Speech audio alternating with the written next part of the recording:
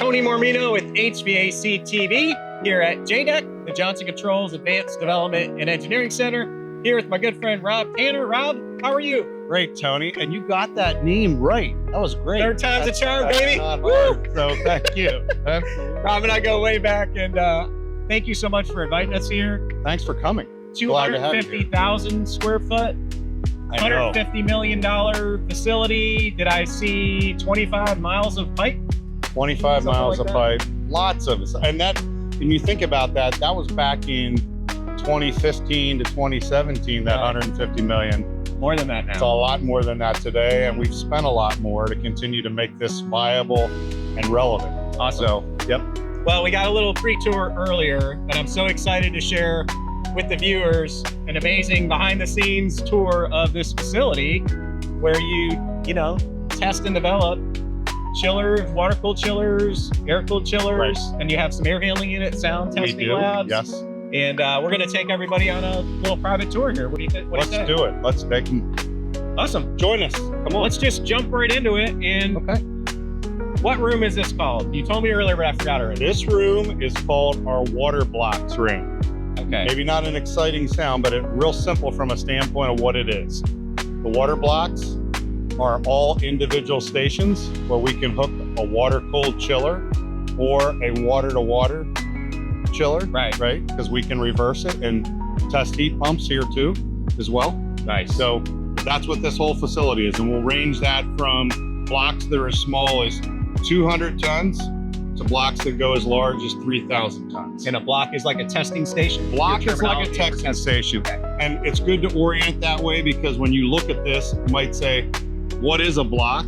It's another name for us for a lab, right? Because we've got it all set up to be able to do the testing on that piece of machinery. It's just that it may not be enclosed. Yeah. So where do we want to start? So let's start with this. The machines we see in here, are they machines that are already developed and for sale, but you're trying to improve them, or are they machines in the development stage, or both? Yes. Okay. It is both. Right. There are machines here that we've had in industry, already released in the marketplace for many years. They're still viable. We continue to analyze and improve as we make changes, as the industry makes changes for us. Particularly, think about some of the recent changes with EPA, right? Where we had to make some refrigerant changes. So this allows us to take some of that same equipment that's been serving customers well and adapt it for continued use. Sure. That's one part of it. The other piece is research and development. We're trying to figure out what we're going to do next, right? Right. That idea of York engineering the future. Yeah. Is really what's happening here. Building tomorrow today, I read on the wall. Building tomorrow today. Right. But I think we may have already done that yesterday. Right. So we're building the next tomorrow today. But what I'm learning from being here is it never ends. It never ends. Like, you're always trying to improve the machines to meet the efficiency standards. You got new refrigerants coming out. We do. Data centers are blowing up. Correct. So all these things come into play. So what do we want to look at first? We got a couple different flavors of centrifugals here. Let's start with what's right behind you here. Okay. And we'll take a look at a product that's been in our portfolio since, I'll say, 2010. Right. Magnetic bearing chiller. It's a magnetic bearing chiller.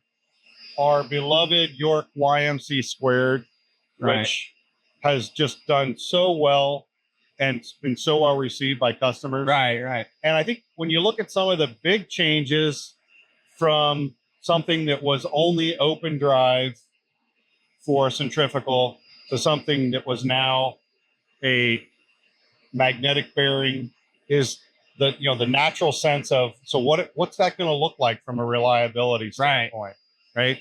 We're so used to this. Now you're going to change the motor, and you're going to move to something else. But the benefits, the inherent benefits that came with that, is what really got customers. Which are efficiency, acoustics. I mean, we're standing next to this. This machine's running at least 75% loaded. Yeah. And we can have this conversation, and I'm Right. not yelling and you're not yelling. And so the sound profile of this has been a big part of the Right. magnetic bearing. So for those watching, just real quick here, compressors have bearings in them. They do.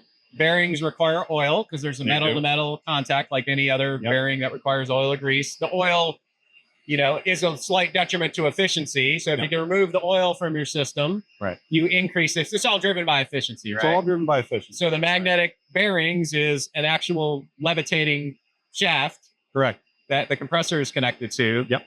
And it spins, you know. Right. And we have no contact, no friction. Right. And therefore we don't need any oil to lubricate those. Right. And Efficiency gain. It's an oilless design. Right. And this is all about ROI, right? You want the higher efficiency. What are your power rates? Is it worth it for you, Mr. Owner? Correct. These kind of things. Correct. Right? Because this technology would come at a premium over an alternative. Right. And we sell both, right? Because we have customers that have price points for both, efficiency points for both, and preferences for both. Right. This is an industry of, if what I have works, I want to be able to continue to replicate that. Right. I don't need nothing fancy. I don't need it fancy. I've had the YK for 25 years. Correct. I'm cool with that. Yep. I know how to work on them. I know how to keep them going. I know what to expect for the things that are going to break down or need to be repaired. I know what those are. Yeah. No surprises. Just take care of it and it'll continue to operate. Well, let's walk around this thing for a minute. So we've got our condenser. On the right side here? Correct. Yeah. Condenser. Yep.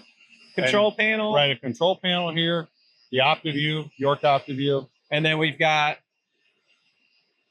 and you said this one's been in the test lab for some years now. Correct. And you can tell just from the look of it. Sure, yeah. Right. And your compressor, it is amazing. We're standing right next to the compressor. Correct.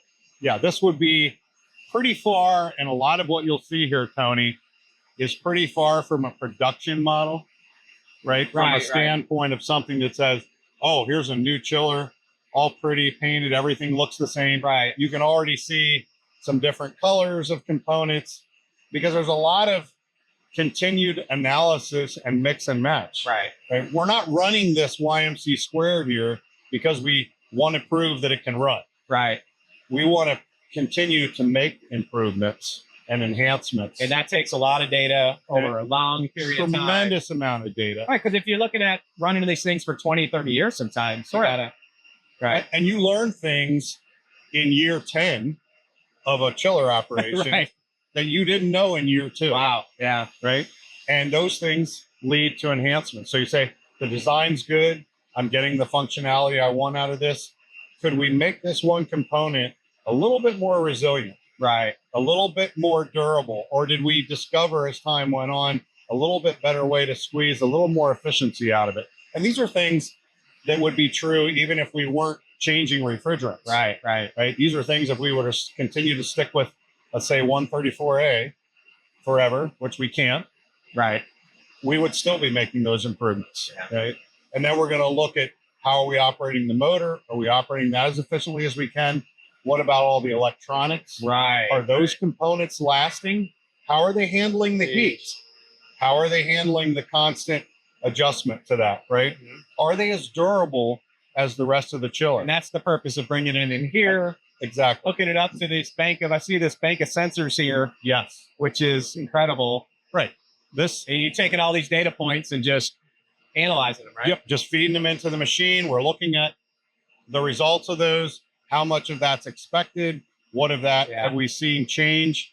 And then you're getting things like this, where we might change out a component and we're going to try something else and we're going to measure that and compare it to what we've already seen before in the data. We were talking earlier, like one little component change, it's kind of got a domino effect on everything. It does.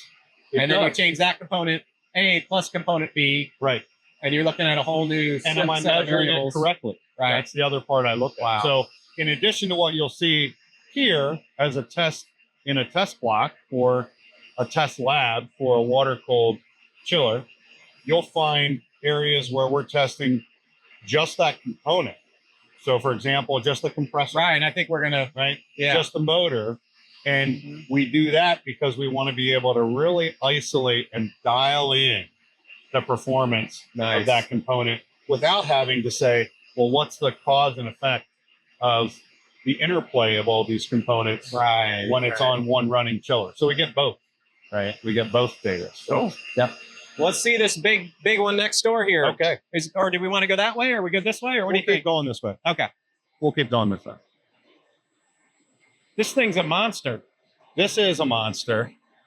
But Tony, as we move from the chiller we were just at YMC squared, we're going to move to something that, at least from a descriptor, might seem similar, right? Okay. It's a magnetic bearing centrifugal chiller, but we're going to make a big change in our operating parameters because we're going from a product that's operating with a medium pressure refrigerant to one that's a low pressure refrigerant. Right. And as we get lower pressure refrigerant, components get bigger to be able to get the same capacity. Correct. Now, what's behind here? Are you holding out on us? You got some secret? Oh, yeah. I can't. I mean, you can't see. No, you can take all the images. We'll come back later. Of this, but We'll peek under there later. If Tony, just in general, if you see something shrouded, let me kick that camera. If you see something shrouded, I'm not even allowed to see it. I got you. But certainly there's going to be things in here that are proprietary, part of development that's just exclusive to Johnson Controls and York. Let's walk around this thing so they can Let's see the scale of it. Yeah.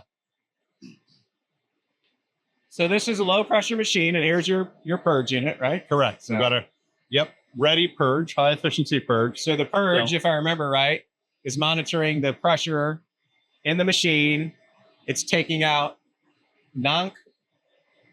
what's the word I'm looking for? Non-condensables. Non-condensables. I was going to say combustibles, but it's been a while. But it's basically a little small HVAC unit. Almost looks like a window unit. It correctly is. Right. Yep. So you pull the air in here. Yep. It takes out the stuff you don't want in it, and it puts the air back in. Right. Because at a low pressure machine slightly pulls things into it. Correct. Okay. Yep. Exactly. So I think I got half of that right. So that's pretty good. We'll take 50%. In this case, that's a passing score. So. And this is a mag bearing chiller. It's just low pressure is different refrigerant. Correct. Low pressure. So you can see a couple things you'll see already. We'll even forget for a moment the relative size. Right. But look at the componentry that's coming in and out of the compressor, right? Right. Just that elbow, right, to be able to make that transition into the compressor. So this is the suction right here. Is that correct? Correct. The suction. So this would be the evaporator. Correct. And then here's our condenser, right? Condenser. And compressor. You can see even the relative difference in size between these two barrels, right? Again, because the volume that we're going to take at this lower pressure, right? But so much engineering and testing goes into not just how's the compressor run, how do the shells work in terms of exchanging heat, either absorbing or rejecting, how's the water flow through the tubes, all those things that are part of every chiller. Right. But even a small change in the piping that comes out of that evaporator and into the inlet of the compressor makes a huge difference on how efficient it is. And so a lot of times, man, that's why you'll see a lot of those components there, not in our famous color. What you always like to misname this color something. I think I call it seafoam. Seafoam green, right? And you how much better does it sound to say Caribbean blue, right? So, I feel at peace when you say it. Right. All of a sudden you're on an island looking at that Caribbean blue. You're feeling good. But that's why you'll start to see a lot of those components in different colors not painted this, because that's a component that gets swapped out and tweaked often, right? As we're running this, again, looking for optimal efficiency combined with continued durability and making sure we're doing the right thing here. So, you know, what's funny to me, like when we're looking at this, it doesn't matter the size. All chillers, air conditioners, things that make things cold have the same basic components. They do. And look at this. We've got a little half-ton system here. All of that's right here. And I don't know what tonnage this thing is. A couple thousand, I'm assuming. Let's say 1,200 tons. 1,200 tons. Yep. But it's got the same components. Correct. And I say that all the time. Like, to understand the refrigeration, if you understand the refrigeration cycle, really, it's easy to work on this versus this. But right? I think the size is where people get lost. Yeah, right? Well, it's intimidating. It's intimidating, right? But if you can keep in mind the basic components of the vapor compression refrigeration cycle and just expand it to saying all those same things have to be true here. Right. We may have a few peripheral components here and there. And there's a lot of extra stuff here because it's in a testing lab. Correct. And a lot, and here it can get even more confusing because we've got things we're trying out and may or may not be a part of the chiller that somebody would buy. Right. Or that we would put into production. But you're right. The core of it, if you could add a couple of drops of water on here, first we'd unplug it. Right. But and make this grow. Right. It would do pretty much what this will do. Right. Because you got your condenser here. Correct. Your evaporator we were just standing in front of. Your compressor, and then your expansion device is somewhere between the two. Correct. Probably, is it on the bottom? I don't know. Yeah. It'd be somewhere between the two in there. So, and then you've got a way to control the motor, right? Yeah. And you got power feed into it. So and in this case, principle. most of it's electric, right? But obviously chillers can be driven by other types of engines. Yeah. But most of them are done by electric. So, but you've got the same thing, right? So outside of, again, a few additional components and maybe some things that allow us to measure and see things like sight glasses, it's this expanded. So awesome. Let's keep this thing moving. Okay. I like what we're seeing. Let's do it.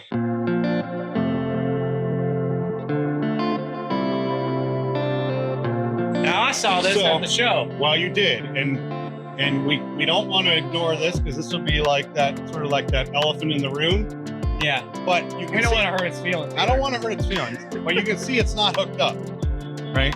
Right. So this is currently separated from a test block area. But you saw this in Orlando, right? Way back in February of this year. Right. Seems like a long time ago. And this is our air to water heat pump. Right. In York vernacular, it's a YMAE, and it's a modular.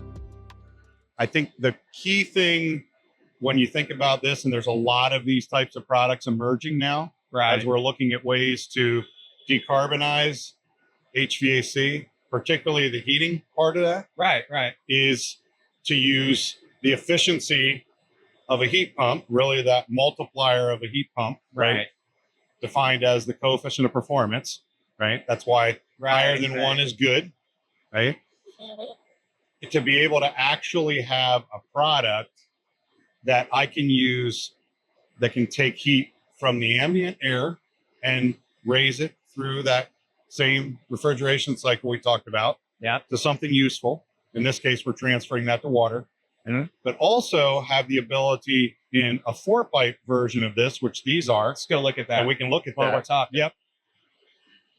So what makes this, well, many things make it unique. Yep. But I don't know that there's a lot of 4-pipe systems out there. Most of the time, when you have a heat pump air-cooled chiller, you can cool the water or you can heat the water. Right. But the other side of that is just rejected to the atmosphere, whether it's in condensing mode or evaporator mode. Correct. But here you could actually take the water streams and you could cool this stream.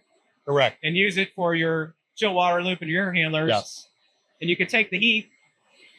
You could take the heat out of this stream. Yep. And you could use it for whatever. Correct. Domestic hot water heating. Right. Perimeter heating. VAV box reheat. Right. So in that sense, when we're able to do that, we now can get an air to water machine to function like a water to water machine. Yeah, I love it. Where it's just water and refrigerant exchanging energy, right? Yeah. Which already has its own inherent higher efficiencies. Yeah. Because of the heat transfer fluid and the ability to conduct in a plate heat exchanger versus an air to water coil. So check this out. I just thought of a great application for this product. What's that? DOAS units, chill water, 100% outdoor air units. Yeah. One of the biggest challenges is getting reheat. Oh, yeah. Okay. There's your reheat. Right? If you're in Florida and you got a big 10,000 CFM Yeah. makeup air unit, Yeah. all the BTUs you're pulling out of there, you just throw them back in there for reheat. Correct. I love it. Great example. So Yeah. we'll patent that. I would say for you. that's brilliant. What's pretty darn close to brilliant. I'll accept it. Okay. It's brilliant. Okay. I'll give it to you. Brilliant. So this machine, last piece about this machine, what you're seeing here is actually, this is a modular unit. So you can put several together to be able to create a larger system. This is 2 modules I put together now. And then having this piping kit installed, just one more step to take away some of the mystery of, so how do I design that? How do I pipe that? Right. Where do I put all the control valves? Where do I put the isolation valves for service?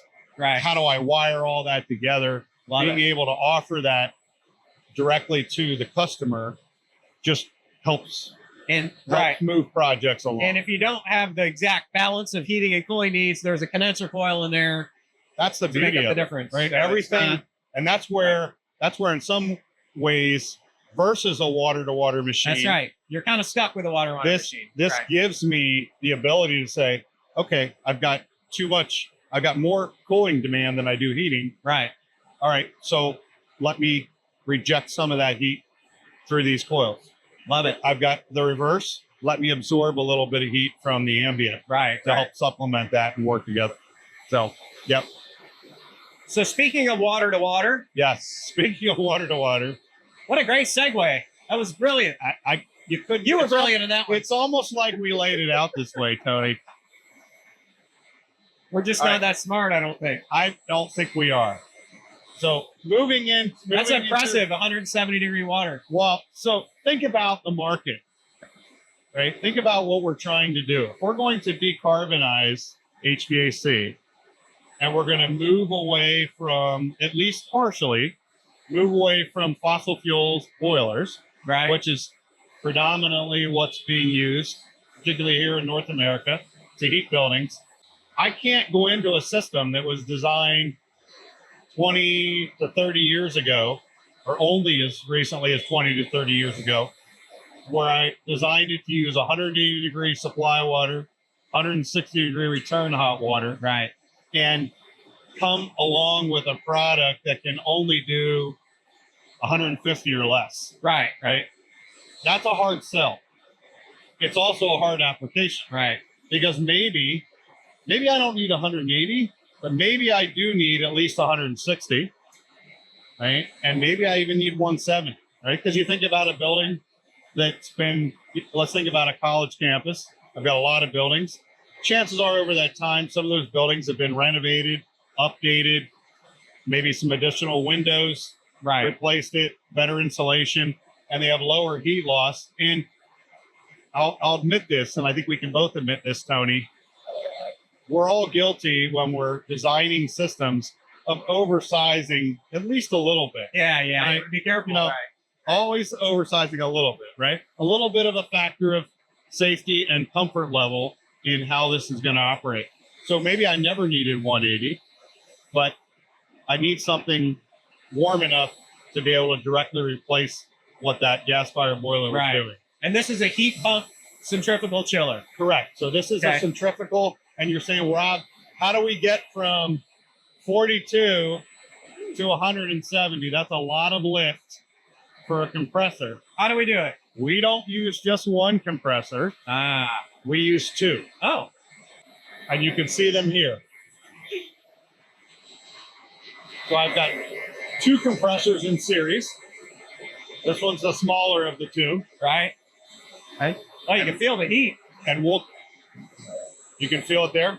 Yeah. Not just because it says hot service, you can feel it. Yeah. I can feel it there. It's there. Yep. Okay. So we'll use that first compressor. So that's how you're getting the lift. That's how we're getting the lift. You're moving them compressors. Right. Get that heat. Because each compressor, each centrifugal can do about 70 degrees of lift. Right. Plus or minus. Right. So I need to go into a second compressor and get that additional lift to get to that higher water temperature. Now, if I'm going to run this in cooling mode, which it's a chiller, it will just cool, I most likely can do everything with just one compressor. Right. Because I don't need that much lift. Oh, I see. And at times, if let's say I'm turning this down, or I don't need, let's say I'm resetting the water temperature and I don't need 170-degree water, I need something less, I might be at a point where I can get heat out of just that one compressor. Depending on what you need. Depending on what I need. Right. Most times, this machine's designed for heating to run both compressors in series. And then, of course, with this model, we'll vary the speed so we can closely match the load. Right. So you're cooling the water, and the byproduct of that is you're getting heat from it. Now we would normally reject that to the atmosphere. We would normally reject that to the atmosphere. So let's talk about that for a moment. Inside this bundle, right, or this tube, is what we would call a double bundle heat exchanger. That's 2 heat exchangers. Okay. What that does is allows me to have one that I might run at 170, but let's say I have a cooling load and I can't reject all that heat here. I can take that second bundle and run some of that to a cooling tower.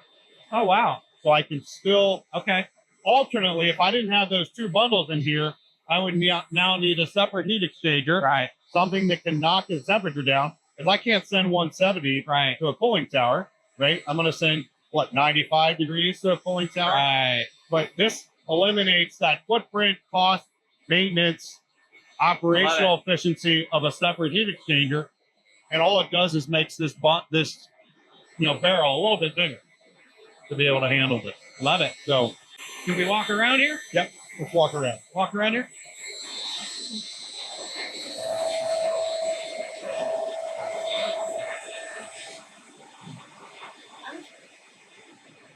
So, Tony, we can look at the screen on this. Oh, great. Here you can see, right? So we're looking at this. There's my low stage. You see that, Doug? Compressor. Yeah, come on and get it. Come on in, Doug. Yeah. Yeah, you can come in. If you can get it. So I've got my low stage compressor motor on the right, and we're at, call it 97+%. And then my high stage compressor is also running at about 97%. So we're pretty close to max capacity here, right? So if I look at this, so I can look at a system, this breaks it down into elements so I can see the pressures that are happening there and the temperatures, right? So if we're looking at the temperature here, wow, right here I'm coming in, hot water return at about 152, hot water supply, it's above 170. Yeah. We're almost at 178. Precedent.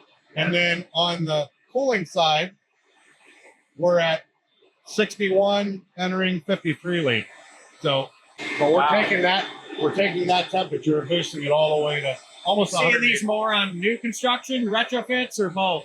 Right now, it's about retrofit. Right. Yeah, right now the applications, I'd say the richest applications, greatest opportunity applications. You got a bunch of old boilers. You want to get away from gas. I at least want to move away from some of that. Right. I'll call it partial decarbonization. Right. And I can put a machine like this in, replace a chiller and a boiler or 2, depending on the capacity, because these come in a couple different sizes. Right. This is the smallest one. Wow.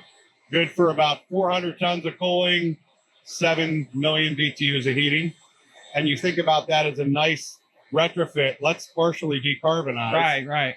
Let's make this my first boiler and chiller. Yeah. And then if I need to supplement from there, I can turn on additional chiller or additional boiler. Because it ain't cheap. Right. And there's such a opportunity for OpEx savings there. Right. And it's a real attractive return on investment. And if you're going to do it, the best time to do it is when your old boiler needs to be replaced anyway. Right. If you couple that, if you're going to move in this direction, if you can couple that with, I've got an asset that's failing, a chiller, boiler, both maybe. Hey, it's time to replace them. Maybe what are we going to replace it with? Well, I got to think about something different than like for like now. Right. Can I do something that's better for the environment, right? And my decarbonization plans? And can I also get operating savings that will help pay for it. Yeah. So it's not just taking on an extra expense just for the sake of doing something that feels good or hits a check mark. Right? Got it. So Tony, But wait, there's more. Oh, but wait, there's more. Before we go on to another chiller, Okay. I want to just explain a little bit about this station here. This looks complicated to me. It is complicated, but it's not really. This is really about testing motors. Testing motors. So when I talk about isolating components Yeah. to be able to figure out how do we improve that efficiency, operation, longevity, resiliency, all those things that we're engineering for, Right. I need this rig to allow me to test motors. And what I can do is put motors couple to couple and use one motor to drive the other one and measure that motor with the other motor Okay. and vice versa. So Is there a motor on here? this whole stand, actually right now, we don't have one sitting on it. Gotcha. Oh, you would put them over there. Normally Oh, sit up I here, see. Right. I see all the terminals there. You can see all the terminals for it. Yeah, we don't have anything hooked up to those wires right now, but it's all about being able to analyze the motor itself. Got it. So, okay. Do you think it's kind of funny we still use brake horsepower? Oh, Tony, wait. I watched a YouTube video on someone demonstrating brake horsepower. Yeah, It was literally like a horse and a big brake they would put on the yeah, end steam in. correct. That's a way to demonstrate. I know. What's going on here? Is this thing gonna take off? So this thing is taking off. This, as you can hear it winding up, right? That's a screw, right? So if you're not familiar with the sound of a screw compressor, this is what they sound like when they're starting to ramp up. Especially when you're making hot water. Especially when I'm making hot water. This is not like it's driving hard because of the screw, but because we're making a lot of hot water. We are making a lot of hot water. And you can see some numbers on this one, 176.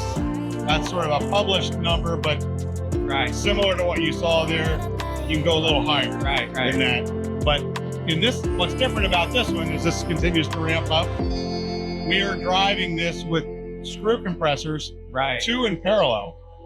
There we were in series because we needed, we had a limitation of how much lift we can get out of centrifugal. Screws got a lot of positive Screws displacement. have a ton They're of really positive pushing that refrigerant through, where centrifugals just sling it. Right.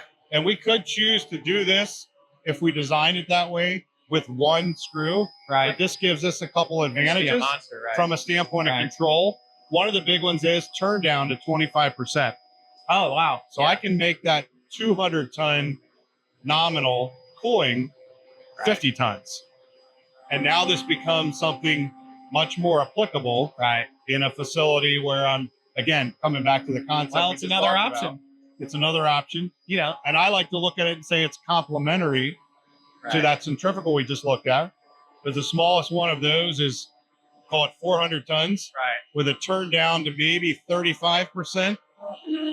Now I can say, well, maybe I need something even smaller, or maybe I would use two of these and control them a little differently than one of these, or I've got one of each, and it gives me a little bit of flexibility. So, yeah.